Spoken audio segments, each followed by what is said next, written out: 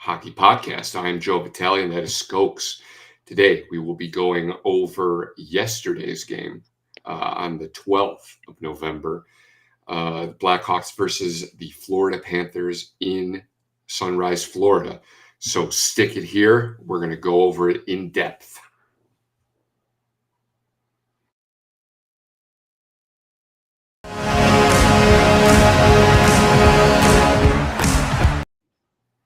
As stated before, Blackhawks fans, welcome into the newest edition of Chicago Blackhawks Central Hockey Podcast. Today we are going over Blackhawks versus Panthers, a loss, but a lot closer than maybe the scoreboard would have showed. This second game and the final game of the mom's trip. So congratulations to them. I was listening to Chris Foster's Kaylee Chelios and Seth Jones' mom, which I think is Amy. I think her name is Amy Jones. So that was cool. 4-3 is the final score. Panthers over the Hawks. I'll go by the numbers really quick. Hawks outshot 31 to 26. Out face-offed 42% to 58%. Didn't bury on the power play. The Hawks had 3 of them. Florida went 2 for 4, 50%. So you have to clean that up a little bit. Florida out hit the Hawks 21 to 15. We know this from last year in the playoffs. Definitely a different team, missing a couple key pieces in Brandon Montour and Aaron Ekblad. Definitely, And then got some new additions in your Ekman Larsons, your Rodriguez's, and so on and so forth. So they out hit the Hawks. So you'd like to think that the Hawks had the puck for a little bit longer than the Florida Panthers, and then Blackhawks out blocking the Florida Panthers 23 to 10, which is very significant. Got to think that the Florida Panthers are going to be a little reluctant to block shots with down so many good players and players that give them good minutes. So we can go about to a period breakdown of the goals, and that was 4 goals in the first period, 2 for each team, 2 goals in the second period, 1 for each team, and then third, the Blackhawks could not find an answer to that last goal by the Panthers, giving them the victory. I want to say the Hawks had some good momentum. Right there at the end. I think they pulled the goalie with like a minute and a half left. It was like 150 left on the clock there. So I think they gave themselves a shot for sure. And I was really, really looking for that. Tyler Johnson almost shoulda, woulda, coulda. Very, very close with 5 seconds left to tie the game. Would have been baller. And it was handed to him right there. I'm not sure on the time on the clock, but it was going to cut it close, right? It seems like he whiffed, but he actually didn't even connect with the puck, But if he did, then hey, I think that one's in the back of the net there. It was that. It was wide open, Point shot. I want to say it was from Bedard, to be honest. And it just started bouncing around. It was a fluke play. It would have been a right place, right time type business. And it just didn't work out. And I really would have liked that to happen. It was really exciting. 12 p.m. game, noon game. No Bears this weekend, so they played on Thursday night and won that game, surprisingly. So it was cool, to have, I think the game on at that time would have been Packers-Steelers. And there were a few games on at noon, Right. So I was just like, you know what? I don't get a chance to watch the Hawks all that much, and put on the Hawks game, and it was awesome. I was excited when the Hawks scored. I was jumping up and I was yelling expletives at the Florida Panthers. And then Yeah. when the Panthers scored, I was pretty sad. I'm not gonna lie, it was a roller coaster. Yeah. Uh, S- I guess maybe I'll get to the bloom later on, but just a few shout outs for like Lucas Reichel getting pretty decent primary assist there to who was it? Jason Dickinson, right in front of the net, just like wraps it back behind him.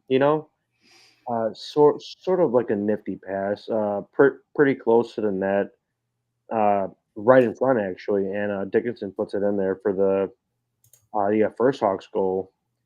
Uh, and Bedard goes sicko mode.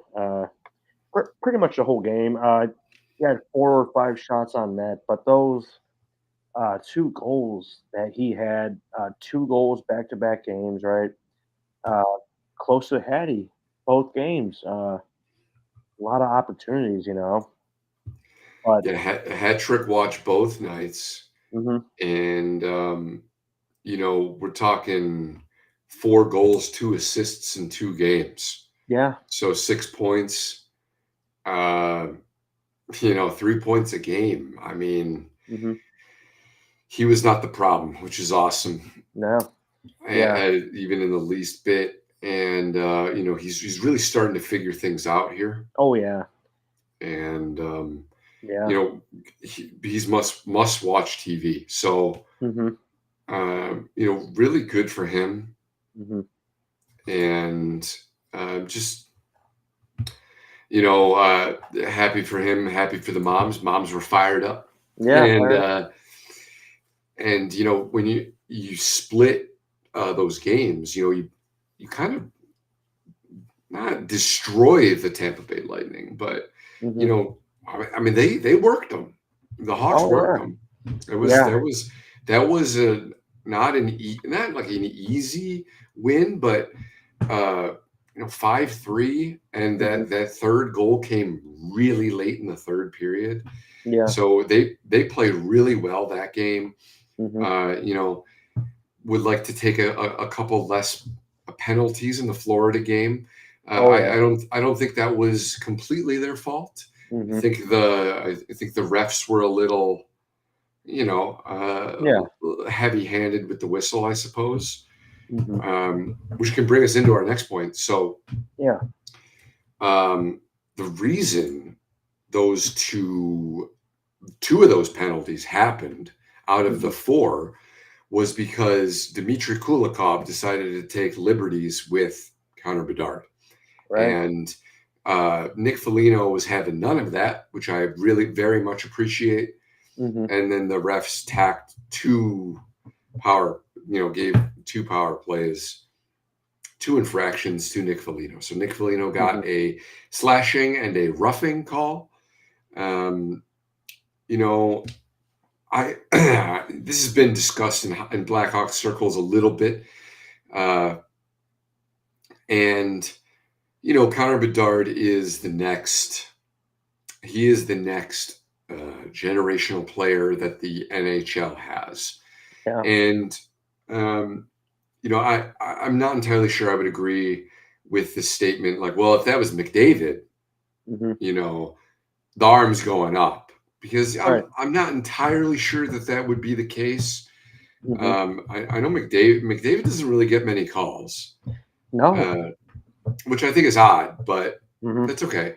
Um, so Bedard turns, and then Kulikov just hits him in the numbers as hard as he yeah, can, and Bedard he got up also like a little soon. I think maybe if he could have sold it a little bit, that would be a yeah, little nice. true, true, You know, true, I don't I don't necessarily want him to get that reputation yeah, so early in his career of like being a whiner or a complainer or whatever. And hmm, clearly he doesn't want that reputation at all either, because he jumped right back up. Foligno yeah, took care of it. Uh, I think you could have gotten Kulikov on a board. I think you could have gotten him on a a roughing maybe, Yeah. I think you could have gotten something over there.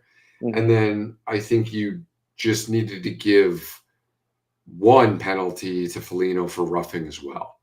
Yeah. Because no gloves came off, there's no fights. This is true. This is true. So it's like, okay, you know, if you're not going to call what we think is a very like legitimate infraction, Mhm. you know, then then you have to hand it over to the players, Right. so that they can police their own game because Yeah. that's how hockey has worked since its inception. Yeah. Can't do So that. Can't do that. You right, know. so y- am I okay with Foligno getting both of those? Yes. Would I have liked him just to have gotten one? Yes. Yeah. Should I? Do I think that Kulikov also should have gotten something? Yes, Yeah. I do. Mhm. And then you know, so you give those, okay, fine, whatever. Mhm. It is a little rough and tumble, but then like very, very soon into the third period. Here, I'll just pull it up right now. Mhm. Yeah. A buck 30 into the third period, Jason Dickinson gets an interference call against Dmitry Kulikov. And it's Mhm. like, okay, Right. guys, what are we doing here? Like, you know, Foligno got a couple shots in on Kulikov. Yeah. Was that enough? Probably not. Mhm. And then Dickinson, hits Dmitry Kulikov because he deserves it. Yeah. And For a lot of things. for a lot of Cool, things. though. Yeah. Right, exactly. I mean, he this is a very long time ago, but he breaks Patrick Kane's Collarbone. collarbone, Yeah. and then now he's hitting, and uh, 98. it's getting those hits were kind of similar. They It were was. both they were It both was. in that sort of general area, You're right. You're away right. from the boards. Yeah. So um, I don't know what it is, what Dmitry Kulikov has against Chicago Blackhawks star players, but It's weird. I think he should resolve that with himself Yeah. and stop doing that. Mhm. You know, so a little ticky tack. Yeah. Uh, Mhm. I know Coach Granato was talking about that on NBC Sports. Mhm. So it's just like I don't. I think the refs needed to figure it out there. Yeah. Um, get Mhm. a little bit more. Protect Bedard a little bit more, and Yeah. then or just let the boys play in general. Right. You have to let the game flow, you know? Uh, Yeah, make good calls, and you gotta let it flow how it goes, when those calls aren't made, right? Um, I wanna touch on Arvid Soderblom really quick. Um, I believe his average goals allowed, is 4 right now, and a few games were, you know, weird situations like the Arizona game. Um, I don't think he was in for the Colorado game. I think that was Mrazek, but um, against Florida, let's see here. So 4 goals allowed, uh, 32 or no, 28 out of 32. Save percentage, 875. He definitely started out hot. Both him and Peter Mrazek, uh, playing pretty consistent. And Mrazek seems like he's playing um, pretty solid still, right? Just recently, but not sure what's going on with Arvid right now. You know, his uh, positioning is off. He's yeah, getting a little frantic, and he's losing his net. Yeah, definitely, you know, I was singing Soderblom's praises. yeah, I was really high on him. I yeah, really appreciated the way he was playing the game, yeah, and yeah, he was going. He was doing so well. I mean, yeah. Started plain out and hot, simple. Yeah, yeah, and against good teams, good matchups, right, and right, everything. So and he's starting to lose it a little bit here, and I'm not Yeah. entirely sure what could be the cause of that. Hmm. Yeah. You know, is the season wearing on him? Hmm. Are the injuries piling up for the Hawks? Are Hmm. the personnel, is it impacting him? Yeah. Like Is shots on net. right, exactly. Is Yeah. it, you have Tenorti, Athanaseu, and Hall all go down in one Yeah. game. And you've got Hall and Athanaseu. Athanaseu, he's breaking the puck out using his foot speed. Yeah. Taylor Hall, really great player, offensively smart. Is he, maybe doing an extra pass to keep them in the offensive zone so that the opposing team isn't getting shots on him? Yeah. Is Jared Tenorti not eating pucks and not shooting the net? Yeah. Is that, or knocking people, bullying people out in front of Soderblom? Is Right. that Right. affecting him? Hmm. It could be a myriad of things, but Hmm. it is. You are correct in uh, that he is being a little. He's been shaky lately, Oh yeah. and Yeah. I you know, I think just mainly um like from what I've seen in just like real time reaction is his rebound control. You know, a few times like the puck just spits out like toward his right pad, and then like just misses a Florida Panthers stick, by a few inches. But if it connects with that stick, I mean that's another rebound goal right there. And you have to soak up these pucks, man. You can't give up every single rebound. You know, uh, yeah, definitely weird. definitely. Yeah, Yeah, I mean, it's very odd that it's like all of a sudden. yeah, I get players and like goalies are weird and stuff, and they go through ebbs and hmm flows just like everyone else. yeah, Um, so hopefully this is just like a little down time, and right, he'll get back on the ice, get in the practice room, and you know start absorbing shots and yeah, working through it. hmm yeah. That was pretty much all I wanted to touch on from the Florida game. You know, Yeah, yeah, dude, it was a great game, and if you caught was a it, fun game. Yeah, you knew that, hmm and if you just looked, maybe went to the NHL.com website and uh, clicked the recap, I think you would have enjoyed that as well. So right, that's going to do it for the Florida Panther game. yeah, Hawks are in action this Thursday at hmm home against the Tampa Bay Lightning again, 7 p.m. That's going to be on ESPN. hmm But now we're going to move on to prospect news for the Chicago Blackhawks. yeah, Lots of prospects making a lot of noise. hmm Seems like all of them are scoring goals. Frank Nazar, he's getting 2 goals here. He's getting 2 goals there. yep, Oliver Moore, he's potting one here, one there. hmm Nick Lardis yep, is making OHL history. Unbelievable. And yeah, then of the Kingston Frontenacs, Paul Ledwinski, hmm also, I want to say he's at 12 points in 12 games. wow. So, Captain of the Captain Paul Ledwinski. yeah, in Kingston there. Man, great to see. Like when you look back, uh, the few weeks here that the prospects, got started. I mean, every week it seems like it's getting better, right?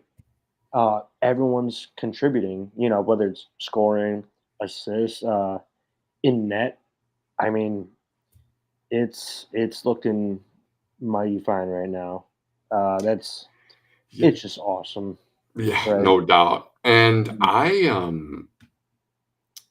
I actually right here, I've got this Nick Yeah. Lardis stat. So Mhm. Nick Lardis This is from the Ontario Hockey League's Twitter page. Wow. Nick Lardis's 2 goals just 10 seconds apart on Sunday in Peterborough establish a new mark for the fastest 2 goals by one player in the 8-year history of the Bulldogs in the OHL. A Chicago Blackhawks prospect, Lardis has 12 goals in 17 games this season. That's This unbelievable. kid just can't stop burying the biscuit. Yeah. And we saw that trend last year in his draft year, right? Right. Man, I think he had 40, I think. And I think it was like a really big Yeah. jump up. Right. It was a big jump. And now you're seeing this in the first 20 games. It's unreal. Not the biggest kid right now. I mean, he's still probably not even 19 yet, or maybe he did just turn 19, but it's unreal. 05. 05. So he's 18. Yeah, still 18. Yeah. Wow. He's a youngin. 5'11", 165. Needs to get himself a couple Italian beefs, but Yeah, maybe right. some deep dish butter crust, well done pizza. But hey, Uh-huh. so ironically, Mhm. Nick Lardis was on the Peterborough Petes in Yeah. 22-23. So that And was then 2 traded. goals. Yeah. that was 2 goals in 10 seconds against his former team. Yeah. Interesting tidbit. Right. That's something else. Yeah, so he took off the 22. Sorry, no, nothing. Peterborough Pete's 63 games played, 21-22, 63 games played, 18 goals, 37 points.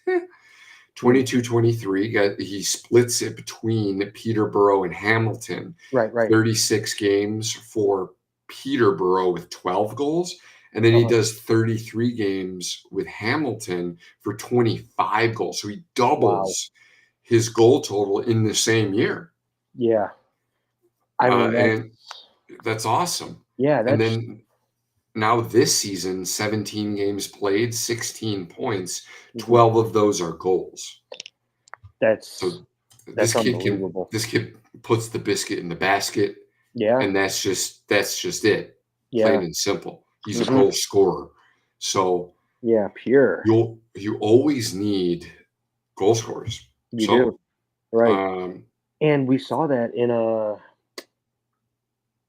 in the prospect showcase against the Wild and the Blues prospects, So like let's say half a step up, right? From the OHL level, because you're playing NHL prospects. And he had I want to say 2 goals, just snipes, man. And then he also had a few flashes in the Hawks preseason this year. Couple good breakaways. I mean, super fast player. I mean, I am intrigued by his game. He's going to be someone to watch down the line here. Obviously, pretty decent, height. But yeah, throughout the years, he's gonna, develop that muscle. Yeah, that's looking good, man. Yeah, and then Paul Ledwinski, Captain Paul Ledwinski, Kingston Frontenacs, is Right. on a 9-game point streak where Wow. he scored 6 goals, 8 assists, good for 14 points. So, Wow. man, In that's how many games? 9. Wow. Oh my gosh. This is just nutty, man. This is awesome. Great stuff. Yeah, I really, really loving to see it. Mhm. And yeah, so Mhm. that's gonna do it for the prospect news. Yeah. Ooh, really quick with the Ice Hogs. Forgot to Yeah. mention. Drew Comesso in net, number 33. Uh, your October 2023 Ice Hogs Player of the Month, Drew Comesso, 2-1 record. Um, one shutout, youngest goalie in Ice Hogs history for a shutout. So that's Nice. great to see. Yeah. 90% save percentage, just solid all around. You know, been playing very well, very well. Yeah, man, that's really, really great to see. Yeah, I think I'd like a little bit more games for Drew yeah, Comesso to play. right. 3 games in a month seems a little low. It does. Uh, Yeah, for me personally. hmm So I'd like to see him get in a couple more games, really be that starter. yeah, I don't want to be screwing over Jackson Stauber, but yeah. I obviously Comesso is the goaltender of the future. Right. So I'd like to get him in a little bit more games. But congratulations on Ice Hogs Yeah. Player of the Month hmm of October. Yeah. Big news. Yeah. Yeah, no, that's not nothing. Definitely. Yeah. hmm Uh, and I think that's actually going to wrap up this episode of the Chicago Yeah. Blackhawks Central Hockey Podcast. So thanks, guys, for listening. Thanks, guys, for watching.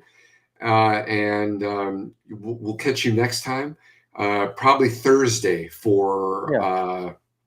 to recap that Lightning game. Hopefully, mhm, they can stick it to them Right. like they did Last week. last week. So thanks for listening. Thanks for watching. Go Hawks. Let's go Hawks.